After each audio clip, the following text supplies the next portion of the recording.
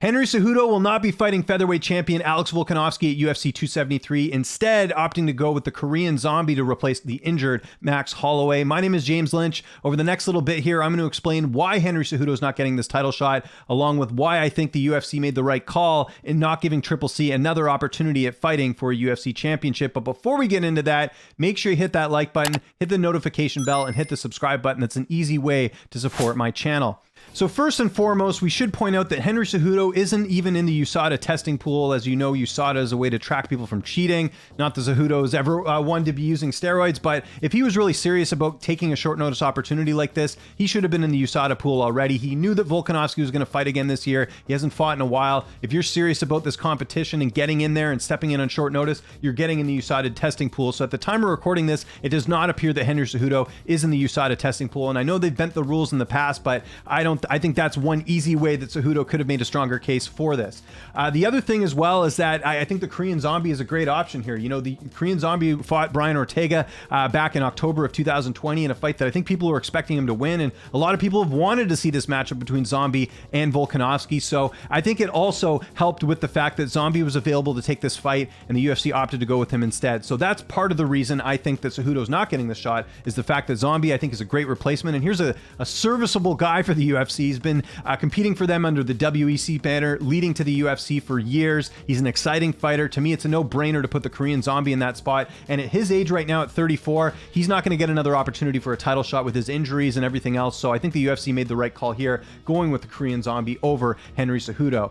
Now, Cejudo didn't take this lightly, of course, coming out and responding to Dana White. So first, I'll just read Dana White's statement here. He's saying the guy is retired. He's been off for how many years now? He wants to come in and fight Alexander Volkanovski. For Cejudo to retire and think he should just be able to come in and jump into any weight division and take on the champion, it's not how it works. Now, of course, people are going to point to George St. Pierre stepping in there, and I'll explain why that's a bit of a difference here. But I agree with Dana White here. Like, look, Henry Cejudo has not made any indication that he's ready to come back and take a fight. He hasn't been showing us that he's training. He's just, every now and then a fight falls out, he jumps on Twitter and says, oh, I'd like that fight, and everyone eats it up. I mean, look at all the articles this week. It's all been about Cejudo, and even me doing this video, it's because of the fact that Cejudo is out there saying that he wants to take fights like this. So I agree with Dana White here. I mean, how is this fair to the other featherweights out there? And it's not like Cejudo had a long history of being a champion. He didn't even defend the flyweight title, and then he only had one title defense at bantamweight with the fight against Dominic Cruz. And since then, we haven't heard a peep here.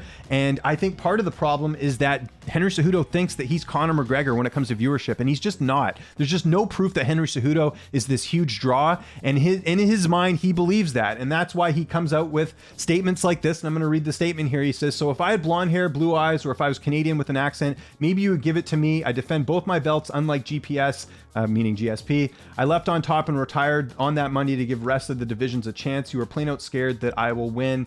I mean, I don't know if he's serious here. Let's pretend that he is serious here for a second. I mean, saying that Dana White's essentially being racist, not giving Cejudo the shot, is absolutely preposterous. I mean, look at John Jones. Look at the amount of rope that he's had as a champion. So to say that they're choosing this based off race is completely ridiculous. And comparing yourself to George St. Pierre. George St. Pierre was a huge star in the UFC, not only for the fact that he was a great ambassador for the sport, but the fact that he, at a certain point, was very exciting, and he had a lot of title defenses. Go check out George St. Pierre's resume here and look at how many title defenses he's had over the years. It's a lot. He's fought really good competition, and he was a very serviceable, member of the UFC roster for years. I mean, look how many cards that he headlined throughout his entire UFC career. Now, taking the Bisping fight, look, not everyone was happy about that. Some people felt like he jumped the line at the time, but he did get the opportunity, but it's because of the fact he was a long reigning champion in the UFC. But all that aside, all his accolades aside, let's not forget that George St. Pierre is not only Canadian, but he's French Canadian. He represented a huge portion of the MMA fan base at the time, and I shouldn't even say at the time. There's a lot of Canadians who are still big MMA fans.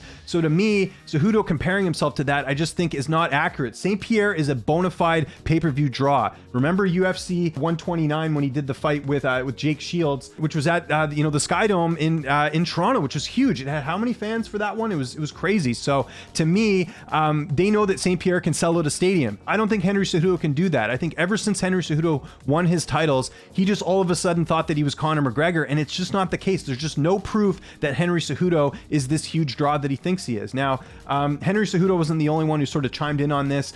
Big John McCarthy says, so Henry Cejudo has not fought in 617 days. George St. Pierre had not fought in 1,450 days and was given the middleweight title fight with Bisping after being gone more than twice this time. Does Dana White really expect people to believe that Henry can't jump the line?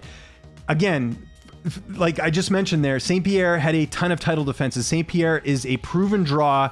For Cejudo to compare himself to St. Pierre, I just think it's like comparing apples and oranges here. They're not even in the same hemisphere, and it comes down to money. If Henry Cejudo could make the UFC a lot of money, of course they're going to move heaven and earth to make this title fight, but he's just not a money generator like he thinks he is. Let's also remember that John McCarthy hates the UFC. He has an entire podcast weighing in that pretty much just craps on the UFC 24/7. So of course McCarthy's going to take the side of Henry Cejudo in this situation without looking at the fact that, like I said, St. Pierre is a huge draw, more of an established champion. And again, there were people who criticized that decision back then as well. But again, St. Pierre, I think, has a much bigger case for this too. Now, McCarthy sort of walked himself back a bit on the response. He says, loving all the responses centering around Dana White. Response as to why Henry Cejudo was not given a shot. Not saying Triple C is a pay-per-view draw. See, he's backtracking a bit now.